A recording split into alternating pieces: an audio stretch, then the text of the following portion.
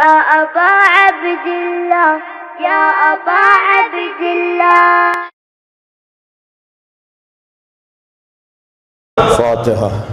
بسم الله الرحمن الرحيم الحمد لله رب العالمين الرحمن الرحيم مالك يوم الدين إياك نعبد وإياك نستعين اهدنا الصراط المستقيم صراط الذين أنعمت عليهم غير المغضوب عليهم ولا الضالين. اللهم صل على محمد. أعوذ بالله من الشيطان الرجيم. بسم الله الرحمن الرحيم. الحمد لله الذي لا يبلغ مدحته القائلون ولا يحصي نعماءه العادون ولا يعدي حقه المجتهدون الذي ليس لصفته حد محدود ولا نعت موجود ولا وقت معدود ولا أجل ممدود فطر الخلائق بقدرته ونشر الرياح برحمته. الصلاة والسلام على الرسول المسدد المصطفى الأمجد المحمود الأحمد سيدنا ومولانا ومولى الكونين جد الحسن والحسين عاني أبا القاسم محمد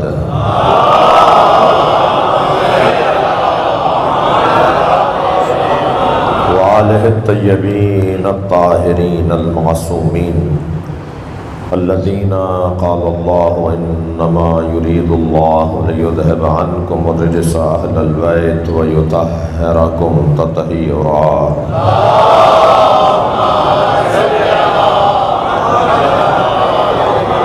ولعنة الله على أعدائهم أجمعين من يوم عداوتهم إلى قيام يوم الدين. أما بعد، قال الحكيم في قرآن الكريم: بسم الله الرحمن الرحيم. ذلك الذي يبشر الله عباده الذين آمنوا وعملوا الصالحات قل لا أسألكم عليه أجرا إلا المودة في القربى ومن يقترف حسنة نزد له فيها حسنا إن الله غفور شكور. صلوات.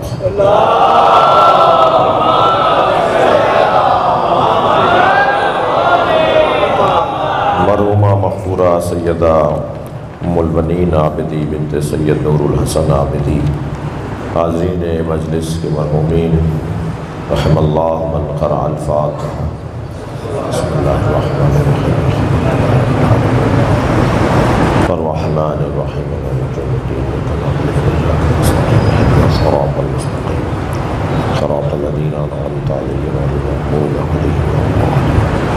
بسم الله الرحمن الرحيم قل هو الله أحد الله الصمد لم يلد ولم يولد ولم يكن له كفوا أحد. بسم الله الرحمن الرحيم قل هو الله أحد الله الصمد لم يلد ولم يولد ولم يكن له كفوا أحد. اللهم صل على محمد وعلى محمد. مغفرت کی صلوات میں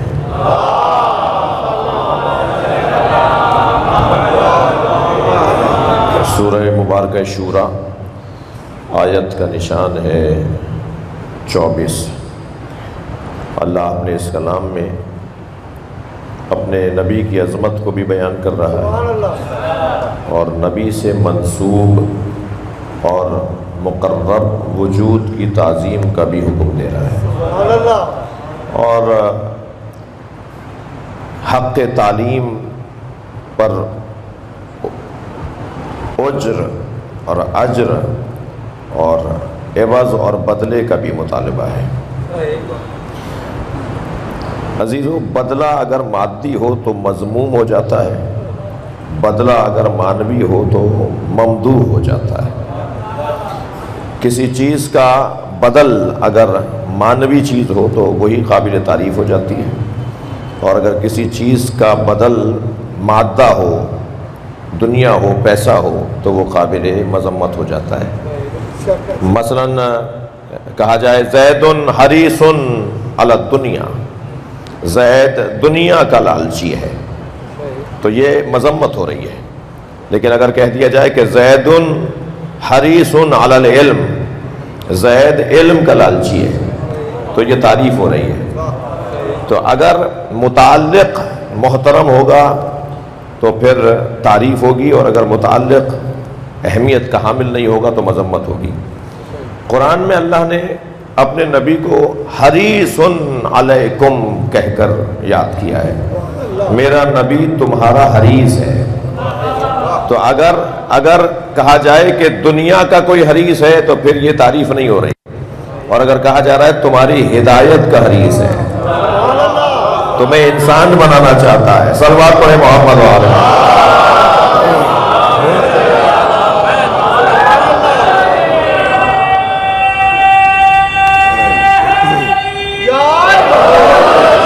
اس آیہ کریمہ میں بھی اجر رسالت کی بات ہے، مگر وہ اجر رسالت مادی نہیں ہے۔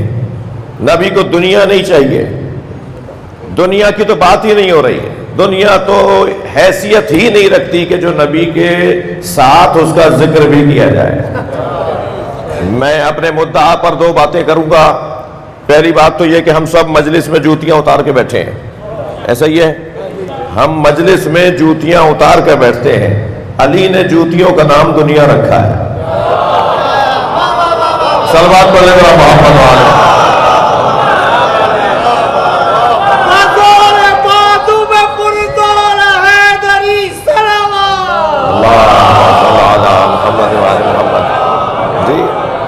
ہم اپنی دنیا باہر چھوڑ کر آتے ہیں۔ باہر 2 کروڑ کی گاڑی میں آپ آئے ہوں گے، مگر جب اندر آئیں گے تو زمین پر بیٹھے ہیں۔ یہ جو ذات کی نفی ہے، یہ جو اپنی حیثیت کا انکار ہے۔ صلوات پڑھ لیں محمد وعلیہ۔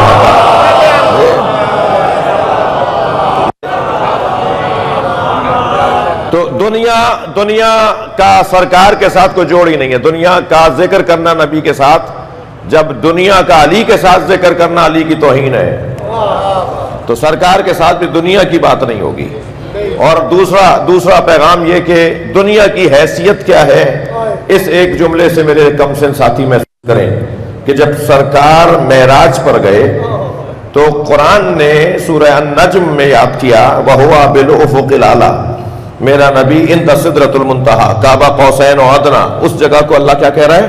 وَهُوَ بِالْأُفُقِ الْأَعْلَىٰ، میرا نبی سب سے بلند جگہ پر تھا۔ اس سے اونچی جگہ نہیں ہے کائنات میں جہاں میں اپنے نبی کو لے گیا، اللہ کہہ رہا ہے میں اپنے حبیب کو جہاں لے گیا اس سے اونچی جگہ نہیں ہے۔ وَهُوَ بِالْأُفُقِ الْأَعْلَىٰ، میرا نبی سب سے بلند مقام پر تھا۔ جب اس بلند مقام پر سرکار پہنچے تو خیال آیا کہ کسی سے جوتیاں اتروائی تھیں، میں بھی اتار دوں۔ تو آواز آئی ہے میرے محمد جوتیوں سمیت آؤ۔ تو نبی اس افق اعلیٰ پر جوتیوں کے ساتھ گئے ہیں۔ تو مجھے کہنے دیجئے کہ ساری کائنات جس کی جوتیوں کے نیچے ہو۔ صلوات پڑھنے ذرا محمد وعلیہ۔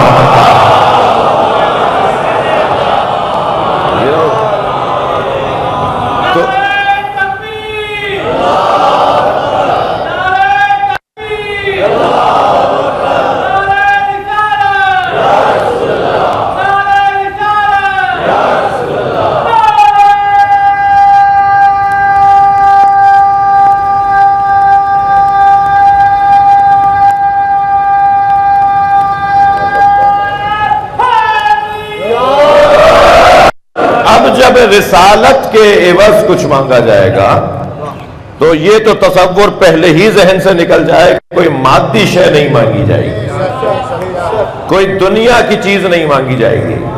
ساری دنیا مل کر اگر نبی کو کچھ دینا چاہے تو چاند اور سورج نہیں دے سکتی۔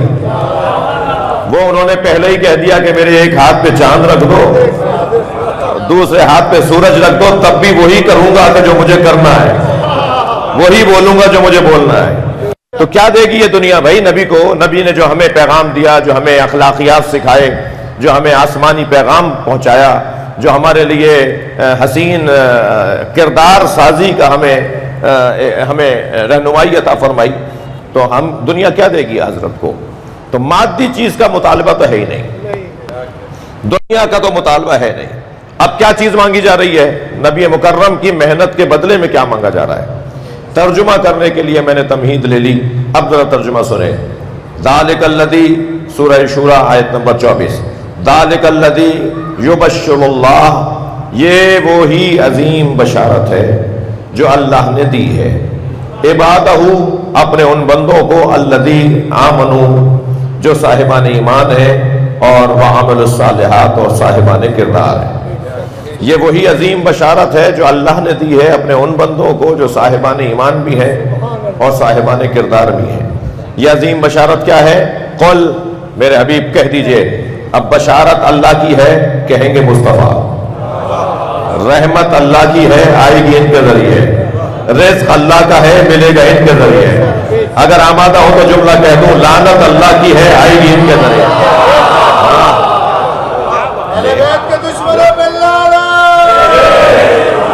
قل، اے میرے حبیب کہہ دیجئے، اب بشارت اللہ کی ہے۔ ذالک الذی یبشر اللہ، یہ اللہ کی بشارت۔ کیا ہے وہ بشارت؟ قل، کہہ دیجئے، لا اسألکم علیہ اجرا، مجھے کچھ سوال تم سے نہیں کرنا، مجھے کچھ مانگنا ہی نہیں ہے تم سے اپنی محنت کے بدلے میں، اجرن الا المودۃ فی القربى، سوائے یہ کہ قربہ سے اظہار محبت کرو۔ جی، قربہ سے مودت یعنی اظہار محبت کرو، قربہ سے اظہار مودت کرو، اظہار محبت کرو۔ اور ومن یقترف حسنۃ، جس نے ایک حسنہ پا لیا، جس نے ایک حسنہ پا لیا، ومن یقترف حسنۃ، جس نے ایک حسنہ پا لیا، نزد لہ فیہا حسنا، ہم اس کے حسن ہی حسن میں اضافہ کریں گے۔ تم کوئی ایک چیز ڈھونڈ لو، صلوات پڑھنے ذرا محمد والے۔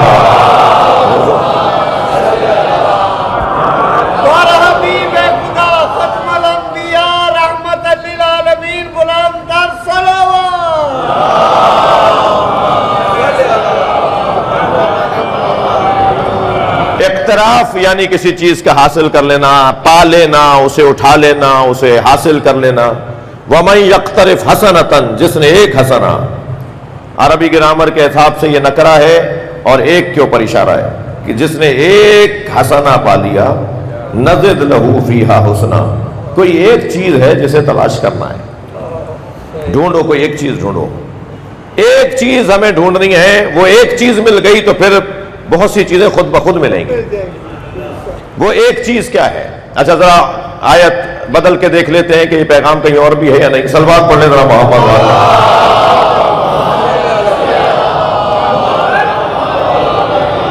ارشاد ہو رہا ہے، یا ایھا الذین آمنوا، سورہ مبارکہ آل عمران، یا ایھا الذین آمنوا اتقوا اللہ حق تقاتہ، اے صاحبان ایمان تقوی پروردگار کا حق ادا کرو۔ ولا تموتن الا وانتم مسلمون، اور خبردار مرنا جانا مگر مرنا تو مسلمان مرنا۔ واعتصموا بحبل اللہ جميعا، اللہ کی رسی کو مل کر تھامنا۔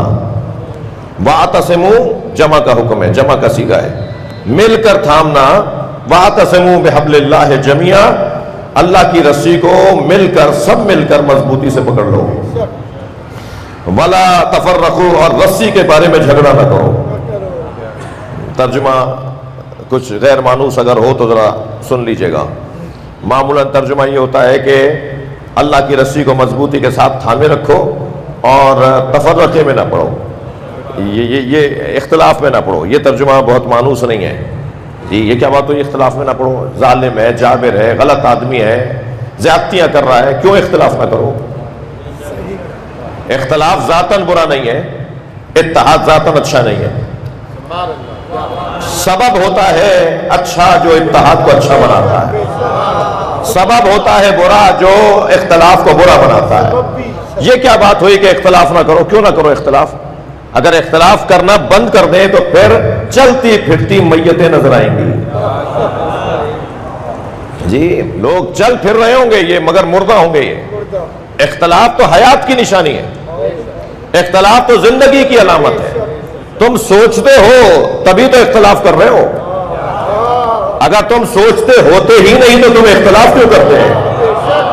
اختلاف برا نہیں ہے، کیوں اختلاف؟ کس پر اختلاف؟ لہذا قرآن کہہ رہا ہے اللہ کی رسی کو مضبوطی کے ساتھ تھامے رکھو اور رسی کے بارے میں نہ کرو۔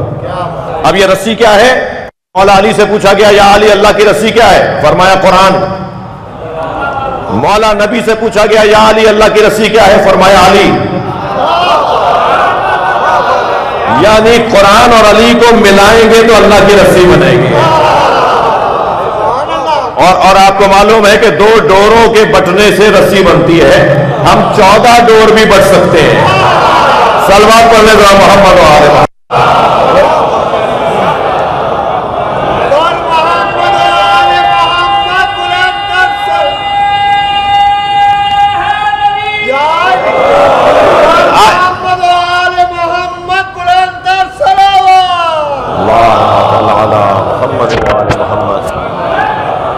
میرے عزیز آپ سے کہہ رہے ہیں کہ بلندتر صلوات, مگر صلوات بلندتر نہیں ہے.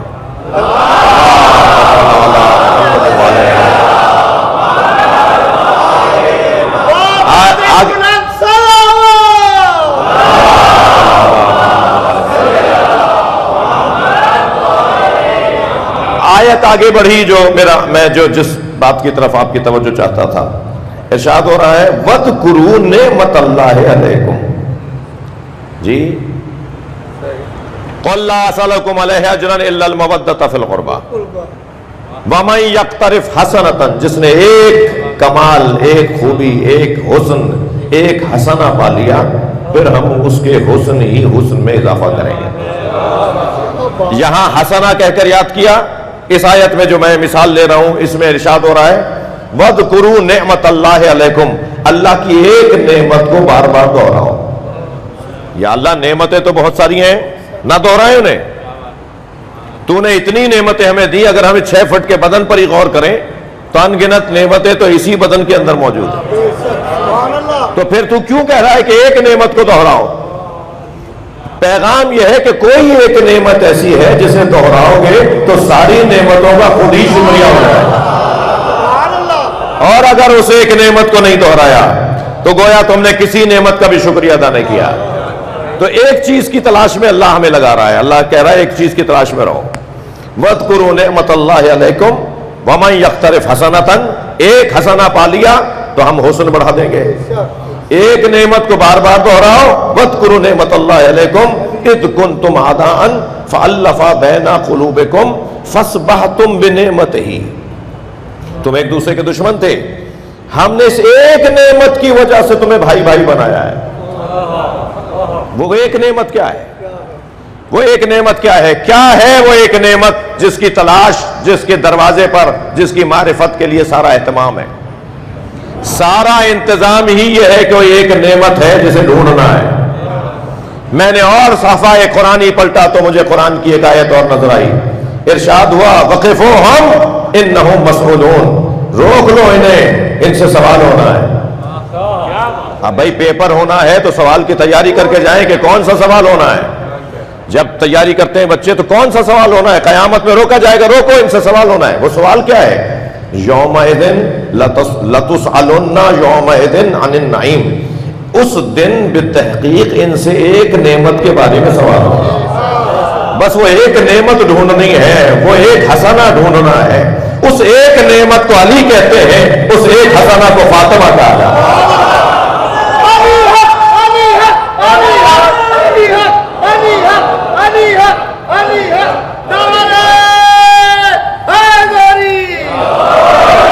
علی اور بطول کا قرب ہے جو ساری نعمتوں کے حصول کا ذریعہ ہے.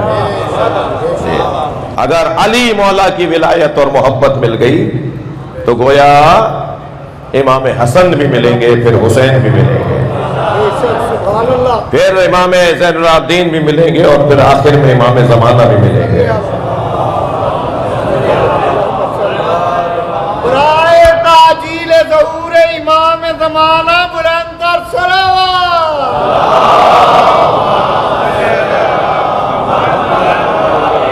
اور اس آیت میں ارشاد ہو رہا ہے وَمَن يَقْتَرِفْ حَسَنَةً نَزِدْ لَهُ فِيهَا حُسْنًا, جس نے ایک حسنہ پا دیا ہم اس کے حسن ہی حسن میں اضافہ کریں. ایک بی بی مولا علی, بی بی زہرا, ان تک پہنچ جانا گویا ساری خوبیوں تک پہنچ جانا ہے. ساری محنت. یہ بچہ جوان کبھی کبھی کسی کے بہکاوے میں آ کے پوچھتا ہے کہ ہر مجلس میں عنوان مولا علی کیوں ہے؟ ہمارے خطیبوں, ہمارے ذاکروں کو مولا علی کے علاوہ کوئی اور مضمون کیوں نہیں ملتا؟ تو میں اسے جواب دے رہا ہوں تم علی کو خوب جان لو تو تمہیں ساری خوبیاں مل جائیں گی.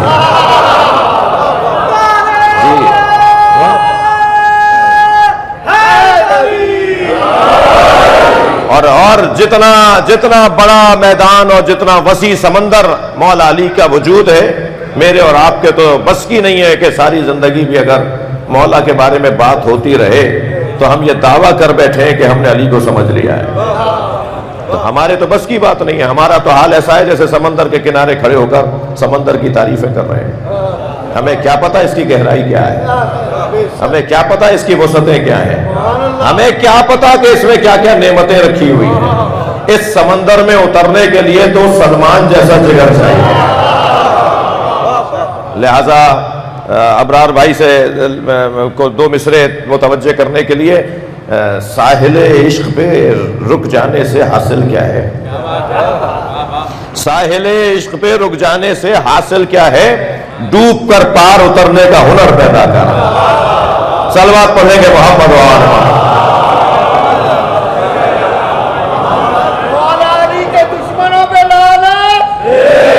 وَمَن يَقْتَرِفْ حَسَنَةً، جس نے ایک حسنہ پا لیا، وہ ایک حسنہ وجود ہے جناب زہرا سلام اللہ علیہ کا.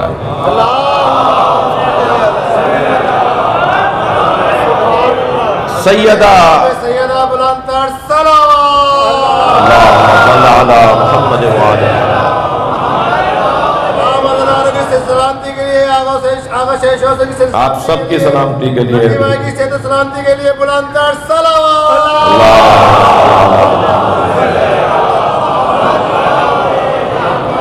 جس نے جناب زہرا کو راضی کر لیا اس نے گویا مولا علی کو راضی کر لیا، اس نے امام حسن امام حسین کو راضی کر لیا.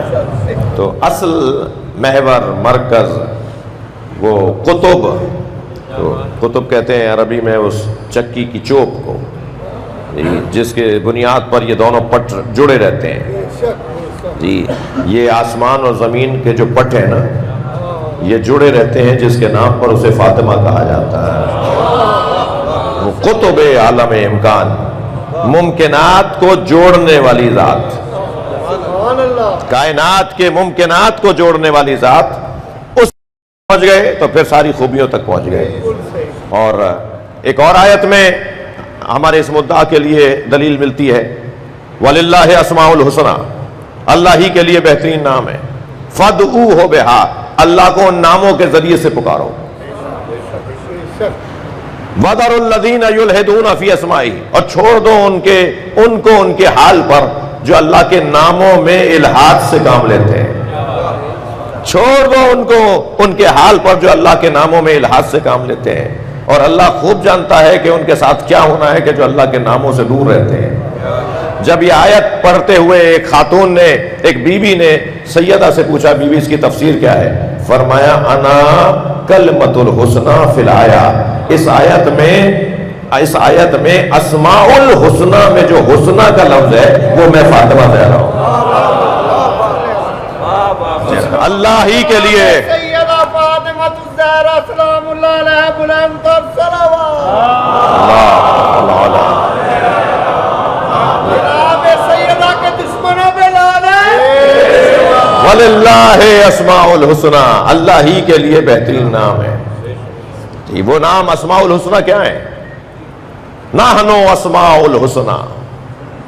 مولا صادق فرماتے ہیں، مولا رضا فرماتے ہیں نحن اسماء اللہ، ہم ہی اللہ کے وہ نام ہیں جنہیں پکارنے کا اللہ نے حکم دیا ہے.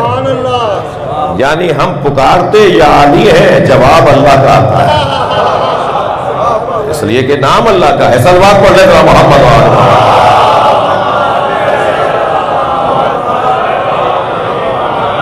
ایک وجود سیدہ محور کائنات کا، بی بی کو کسی طرح سے راضی کیا جائے گا اور پھر ساری خوبیاں اور سارے کمالات نصیب ہوتے چلے جائیں گے. جی لا اسألکم علیہ اجرا الا المودۃ فی القربى. اور پھر ارشاد ہوا کہ اللہ بہت زیادہ غفور بھی ہے اور بہت زیادہ ان اللہ غفور رحیم، بہت زیادہ بخشنے والا بھی ہے اور عطا کرنے والا بھی ہے. عزیزو، میری اور آپ کی عزت اور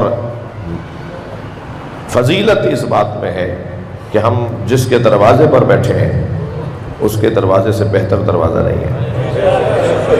جی جی جی بظاہر وہ کس درخت کی بنی ہوئی کس درخت کی کٹی ہوئی لکڑی سے بنا ہوا دروازہ تھا، یہ بحث نہیں ہے، یہ بحث ہی نہیں ہے. بحث یہ ہے کہ وہ دروازہ سیدہ کے گھر کا دروازہ تھا. سورہ مبارکہ نور کی 36ویں آیت نازل ہوئی، فی بیوت اذن اللہ ان ترفع ویذکر فیہا اسمہ ویسبح لہ فیہ بالغدو والآصال. جن گھروں میں صبح شام اللہ کا ذکر کیا جاتا ہے، اس کا نام لیا جاتا ہے، اس کی تسبیح کی جاتی ہے، ان گھروں کی تعظیم بھی کرو اور ان کی تعمیر بھی کرو. آیت نازل ہوئی تو اصحاب کی انجمن اور حلقہ اصحاب میں نبی تشریف فرما تھے. آواز آئی، یا رسول اللہ وہ گھر کس کے ہیں کہ جن کو بنانے کا اور تعظیم کرنے کا اللہ نے حکم دیا ہے؟ فرمایا بیوت الانبیاء، وہ انبیاء کے گھر ہیں. سوال بھی ہو گیا، جواب بھی ہو گیا، مگر حضرت ابوبکر کی آواز آئی، یا رسول اللہ ھذا المکان منہا، علی و بطول کے گھر کی طرف اشارہ کیا. یا رسول اللہ یہ والا گھر ان میں سے ہے؟ فوراً سرکار کی آواز آئی، نعم من افضلھا، یہ گھر ان سب سے افضل ہے. جن گھروں کی تعظیم اور تعمیر کا اللہ نے حکم دیا ہے، ان گھروں میں سب سے افضل گھر علی و بطول کا گھر ہے. خبردار ان کی تعظیم ہو اور ان کی تعمیر بھی ہو، کیونکہ ان ترفع، عربی گرامر اور نحو و صرف کے ذوق رکھنے والے بھی چند تشریف فرمائیں، آپ کو بھی میں اپنا سبق سنا دوں کہ ان ترفع رفع، بلند کرنے کے معنی مادی بھی ہیں اور معنوی بھی ہیں. آپ وہاں تشریف فرمائیں، میں دو زینہ اوپر بیٹھا ہوں، یہ مادی طور پر تو میں ان ترفع ہوں، مگر ضروری نہیں ہے کہ جو نیچے بیٹھا ہے وہ معنوی طور پر بھی مجھ سے نیچے ہو. مادی طور پر تو میں دو زینے اوپر بیٹھا ہوں، لیکن یہ ضروری نہیں ہے کہ نیچے بیٹھنے والا معنوی اعتبار سے بھی نیچے ہو. مادی اعتبار سے نیچے ہے، معنوی اعتبار سے نیچے ہو ضروری نہیں ہے. لیکن جب ترفع کا لفظ استعمال ہوگا تو دونوں اعتبار سے، یعنی معنوی طور پر، روحانی طور پر بھی بلند کرنا ہے جسے تعظیم کہا جاتا ہے، اور مادی طور پر بلند کرنا ہے جسے تعمیر کہا جاتا ہے. سجائیں گے، بنائیں گے، صلوات پڑھے گا محمد و آل محمد.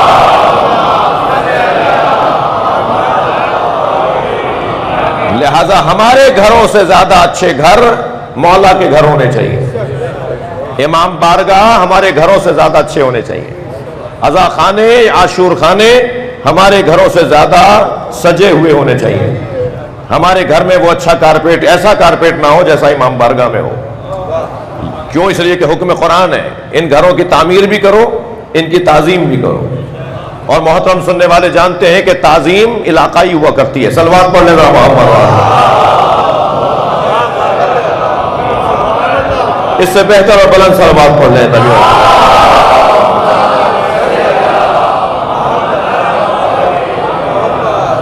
عرب جو تعظیم کرتا ہے ضروری نہیں ہے کہ وہ بر صغیر میں تعظیم کہلائے. بر صغیر والے جو تعظیم کرتے ہیں ضروری نہیں ہے کہ وہ ایران والوں میں تعظیم کہلائے. مثال کے طور پر یہی آپ زیارت پڑھتے ہیں نماز کے بعد، اگر ہم انگشت شہادت کا اشارہ نہ کریں بر صغیر والے تو سب اسے مڑ کے دیکھیں گے، کہیں گے یہ بے ادب ہے، بدتمیز ہے، اشارہ نہیں کر رہا. اور ایران عراق میں اشارہ کریں تو اسے مڑ کے دیکھتے ہیں کہ یہ بدتمیزی کر رہا ہے. صلوات پڑھ لیں محمد و آل محمد. علاقائی ہے. ہمارے ہاں سوسخانی ہو رہی ہو، تکیہ نہ رکھا جائے تو بے ادبی شمار ہوگی جی.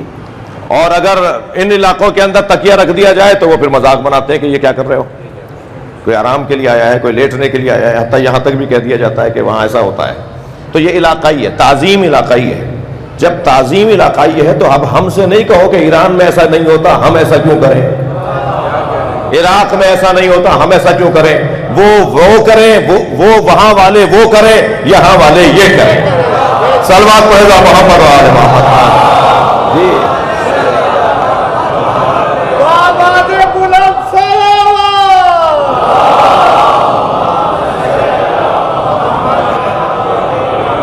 ان گھروں کی تعظیم جن گھروں میں صبح شام اللہ کا ذکر کیا جاتا ہے، ان گھروں کی تعمیر. بس عزیزوں، میں نے بات مکمل کی. میری بات نوحقانی بھی ہے،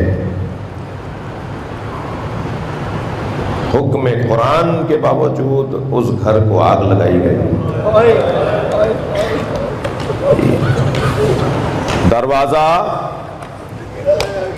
سیدہ کا آدھا جب جل گیا تو ایک شخص نے اپنے غلام سے کہا اسے لات مار کے گرا دے، اور اس نے جب لات ماری تو جلتا ہوا دروازہ جناب زہرا کی طرف گیا، تو ایک ہی آواز تھی جو فضا میں گونج رہی تھی، یا فضا تو خزینی، اے فضا مجھے سنبھالو میرا بچہ مارا گیا، اجرکم اللہ اجرکم اللہ اجرکم اللہ۔ آپ کی آوازیں بلند ہو گئی۔ خدا کسی غم میں نہ رلائے سوائے ہمیں اہل بیت میں، ہمیں رونے اور رلانے والوں میں قرار دے۔ عزیزانو، اللہ نہ کرے کسی خاتون کو اس کے بچوں کے سامنے مارا جائے۔ بچوں پر جو اثر اس کیفیت کا مرتب ہوتا ہے وہ انتہائی تکلیف دہ ہے۔ ایک صاحب کہنے لگے کہ ان کی زوجہ کے ساتھ تناؤ اور اختلاف چل رہا تھا، اسی دوران انہوں نے کوئی ایسی بات کر دی تو میں نے اپنی زوجہ کو ایک تماچا مار دیا۔ تو کہتے ہیں 3 دن کے بعد مجھے احساس ہوا کہ مجھے مارنا نہیں چاہیے تھا۔ کہتے ہیں جب میں نے اپنی بیوی سے کہا مجھے معاف کر دو، میں نے تمہیں مارا، تو وہ کہنے لگی آئندہ کبھی ایسا ہو اور آپ بے قابو ہو رہے ہوں، غصہ آپ پر غالب آ جائے تو اتنا ضرور خیال کیجیے گا میرے بچوں کے سامنے نہ ماریے گا۔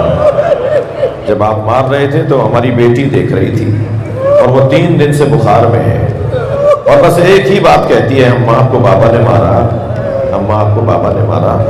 سنیں گے ذرا، امام حسن مدینے کی ایک گلی سے نہیں گزرتے تھے، جب وہ گلی آتی تھی نا راستہ بدل دیتے تھے۔